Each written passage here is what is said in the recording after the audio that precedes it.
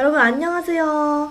우리 벌써 새로운 대단원에 들어갔어요. 와! 오늘 내용은 바로 생산기술과 제조기술입니다.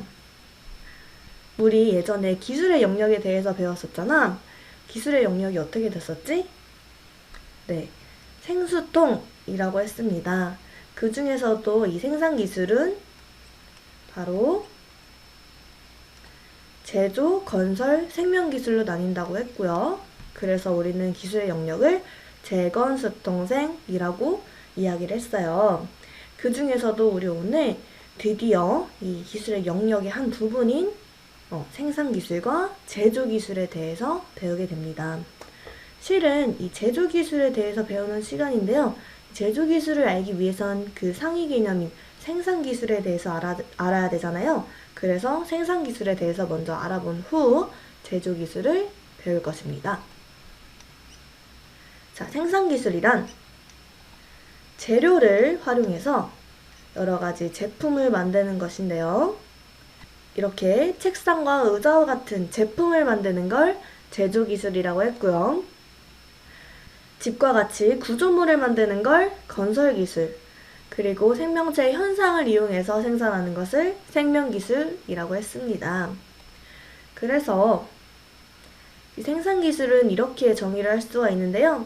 생산이란 자연에 존재하는 다양한 자원을 가공해서 인간이 생활하는 데 필요한 다양한 산출물을 만들어내는 활동, 즉 만드는 활동이라고 이야기하면 되겠습니다.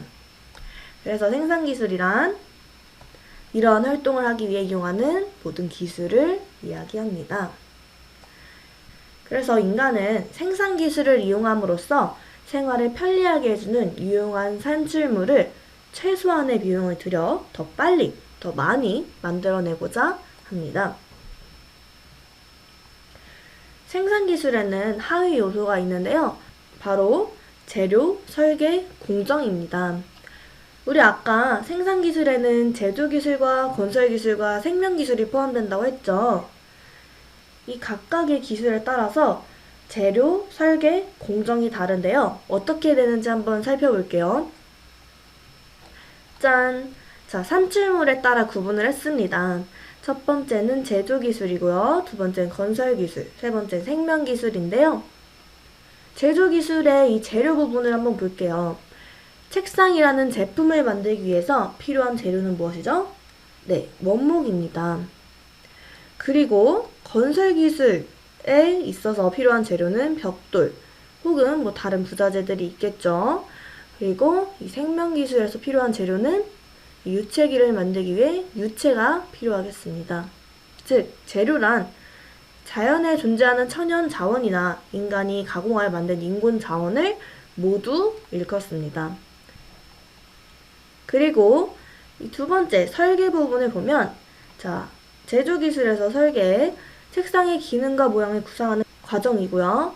주택은 집의 설계도를 작성하는 과정, 그리고 유체기름은 유체기름의 생산 방법을 결정하는 과정입니다. 즉, 설계란 아이디어를 구체화하고 설계도를 작성하여 생산 방법과 생산 과정을 결정하는 단계입니다. 자, 마지막으로 공정 단계 살펴볼게요. 자, 책상의 공정에는 조립하기 혹은 마름질하기 이런 단계가 있을 수도 있죠. 그리고 주택은 벽돌 쌓기, 창틀 끼우기 등등 다양한 공정이 있겠고요. 유체기름은 추출하기 이렇게 됩니다. 그래서 공정이란 설계된 생산 방법과 생산 과정에 따라 산출물을 생산하는 과정인데요. 이렇게 제조, 건설, 생명에 따라서 만들어진 산출물은 다르지만 재료, 설계, 공정의 이 세 단계를 거치게 된다는 점 잘 알아두고 이것이 바로 생산기술의 하위 요소입니다. 자, 그럼 우리 이렇게 해서 벌써 생산기술이 무엇인지에 대해서 간단하게 살펴보았는데요. 그 중에서도 우리가 본격적으로 알아보고자 하는 이 제조기술에 대해서 자세히 살펴보겠습니다. 자, 제조기술이란 재료를 가공해서 실생활에 필요한 제품을 만드는 수단이나 활동을 일컫는데요. 재료, 나무와 같은 재료를 가공하면 무엇을 만들 수 있죠? 네, 요런 다양한 제품을 만들 수 있습니다. 의자나 책상, 그리고 책꽂이와 책도 만들 수 있고요. 혹은 여기 귀엽죠? 이런 태권도 할 때, 태권도 격파 시범할 때 사용되는 송판이나 혹은 이런 게임할 때 쓰는 도구들도 만들 수가 있습니다. 이처럼 제조 기술은 재료, 나무뿐만 아니라 다른 것들이 재료가 될 수도 있겠죠. 재료를 가공해서 필요한 제품을 만드는 수단이나 활동을 이야기합니다. 그래서 우리 충남에서 핫하게 떠오르는 상상 이름 교육이 바로 이 제조 기술과 가장 큰 연관을 지니고 있다고 볼 수 있습니다. 상상 이름 교육은 충남에서 공모하여 선정한 메이커 교육의 순우리말입니다. 자, 그럼 이런 제조 기술의 특성엔 어떤 것이 있는지 살펴봐야겠죠? 자, 이렇게 4가지 특성이 있는데요. 우리 하나하나씩 보도록 할게요. 자, 첫 번째, 모든 기술의 바탕이 된다. 우리 제조 기술 말고 나머지 4가지 기술, 건설, 통신, 수송, 생명 기술이 있는데 이렇게 연관된 사진들을 선생님이 가지고 왔어요. 보면 건설 기술은 여기 학교를 짓는 것이 건설 기술이잖아. 그런데 이 학교를 짓기 위해 필요한 부서재들은 제조 기술을 통해서 생산이 됩니다. 여기 빗물이 흘러내리는 배수관도 제조 기술을 통해 생산이 됐겠고요. 아니면 창문 같은 거, 여기에 벽돌 이런 것도 제조 기술을 통해서 생산이 되는 거죠. 즉, 건설 기술을 하기 위해서는 제조 기술이 필요하다. 두 번째, 수송 기술을 볼게요. 수송 기술이란 효율적으로 사람이나 사물을 이동시키는 기술인데요. 버스를 통해서 사람이 이동합니다. 그런데 이 수송 기술을 이용하기 위해서는 이 버스를 만드는 제조 기술이 우선시되어야 합니다. 그래야 이 버스의 창문, 와이퍼, 바퀴 등등을 만들어야 요걸 통해 이동시키는 수송 기술이 가능하게 되는 거죠.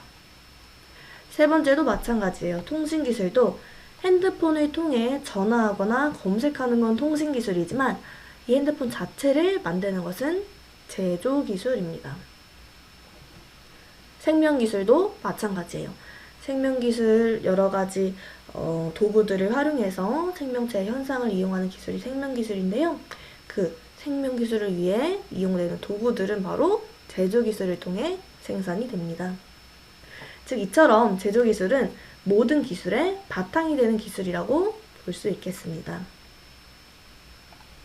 자, 두 번째, 다양한 분야의 일자리를 창출한다. 여러분, 이 CD 어떤 가수의 CD인지 알고 있나요? BTS의 Love Yourself라는 앨범입니다. 이 앨범 하나를 제조하기 위해서는 굉장히 다양한 일자리들이 필요한데요. 자, 이렇게 녹음을 하는 BTS도 있어야겠고요. BTS의 녹음을 도와주는 여러 프로듀서들도 있어야 되고, 앨범을 디자인하는 사람, CD를 제작하고 종이를 절삭하고 포장, 유통, 상품 관리를 하는 다양한 일자리들이 필요로 합니다. 이처럼 하나의 제조 기술, 하나의 제품을 만들기 위해서는 다양한 일자리가 창출된다는 것을 알 수가 있습니다. 자, 세 번째인데요. 제품을 생산하고 소비하며 국가 경제를 활성화시킵니다. 여러분, 우리나라에서 가장 많이 수출되는 품목이 무엇인지 알고 있나요? 네, 여러분들도 잘 알고 있다시피 바로 반도체죠. 반도체가 무려 24.6%나 차지한다고 합니다. 이 자료는 2018년에 만들어진 자료인데요. 그 외에도 석유 제품, 자동차, 일반 기계, 석유화학 등 다양한 제조 기술들이 우리나라의 국가 경제를 활성화시키는데 많은 기여를 하고 있습니다. 수출을 하는 것은 거의 다 제조 기술을 통해서 만들어진 제품을 수출하는 것이기 때문이죠. 그래서 이렇게 배에다가 여러 가지 물품들을 싣고 다른 나라로 이동하게 됩니다. 요 배로 이동하는 기술은 뭐죠? 네, 수송 기술이겠죠. 자, 마지막으로 끊임없는 혁신으로 삶의 질을 향상시킵니다. 예전에 우리 봤었던 그림이죠. 우리가 빨래하려면 이렇게 빨래 방망이를 들고 냇가에서 빨래를 했어야 됐어요. 그런데 너무 불편했어. 그래서 통돌이 세탁기가 등장을 했고요. 통돌이 세탁기에 여러 가지 문제점을 보완하기 위해서 드럼 세탁기가 등장을 했습니다. 그리고 최근에는 매일매일 의류를 관리할 수 있는 의류청정기까지 나왔는데요. 이렇게 끊임없는 혁신을 통해서 우리 삶을 좀 더 편리하고 삶의 질을 향상시킬 수 있게 되는 것이죠. 자, 이렇게 해서 제조기술의 특징 4가지를 살펴보았습니다. 자, 그럼 우리 기술 시스템과 제조기술 시스템을 한번 연관 지어 봐야겠는데요. 기술 시스템은 기술을 실현하는 데 이용되는 모든 활동을 체계한 것이라고 이야기했었죠. 그래서 우리 4단계 기억나나요? 투과 산대. 투는 뭐죠? 투입, 과는 과정, 산은 산출, 되는 되먹임이라고 해서 이런 그림 기억나죠? 이렇게 우리 기술 시스템이 이루어졌습니다. 기술 시스템은 선생님이 예전에도 이야기했듯이 재건수통생 각 기술의 영역에 모두 적용이 되는데요. 바로 제조기술 시스템에도 적용이 됩니다. 투입 과정 산출 대먹임이라고 해서 선생님이 예전에 팽수인형을 들어서 예를 들어 설명을 했죠. 자, 투입 단계에서는 자원을 배치했어요. 그래서 재료, 사람, 돈, 도구, 시간, 에너지 등과 같이 눈에 보이는 무형 자원도 있었고 눈에 보이는 유형 자원도 포함이 됐었죠. 그리고 과정에서는 실제 문제를 해결하는 것이었어요. 그래서 팽수인형을 만들어보는 과정이 해당이 됐고 산출물에는 제조기술에서는 산출물이 제품이겠죠. 즉 여기서는 팽수인형이 됩니다. 그리고 마지막으로 대먹임 단계에서는 이 투입 과정 산출 단계를 수정하고 보완하는 단계였어요. 이렇게 팽수 인형을 들어서 선생님이 기술 시스템을 설명했었는데요. 자, 제조기술 시스템이란 제품이 생산되기까지를 체계화한 것입니다. 기술 시스템이 기술을 실현하는데 이용되는 모든 활동을 체계화하는 거라 했잖아요.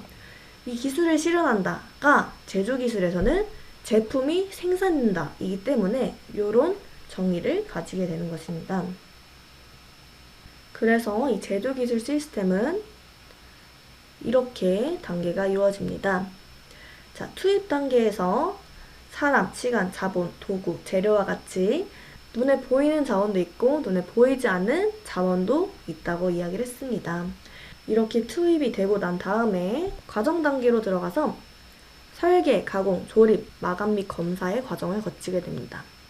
설계 단계는 제품을 어떻게 설계할지 직접 구상도와 설계도를 작성하는 단계이고요. 가공 단계는 설계도에 따라 재료를 원하는 형태로 만드는 단계입니다. 여기서는 나무를 이렇게 자르고 있죠. 그리고 조립 단계는 그 가공된 재료를 도구와 기계를 이용해서 조립하는 단계고요. 마감 및 검사는 완성된 탁자의 면을 다듬어 이용하는데 문제가 없는지 점검하는 단계입니다. 그래서 산출 단계에서 산출물이 탁자가 완성이 됐고요. 마지막 대먹임 단계에서 어떤 문제가 발생할 수 있고 이 문제가 발생할 때 어떻게 해결할 수 있는지 생각을 해서 투입과 과정 단계로 여기 화살표가 돼 있죠. 들어가서 문제를 수정하고 보완하는 것입니다. 기술 시스템과 마찬가지로 제조기술 시스템에도 이렇게 투입 과정, 산출, 대먹임의 단계로 이루어지게 됩니다.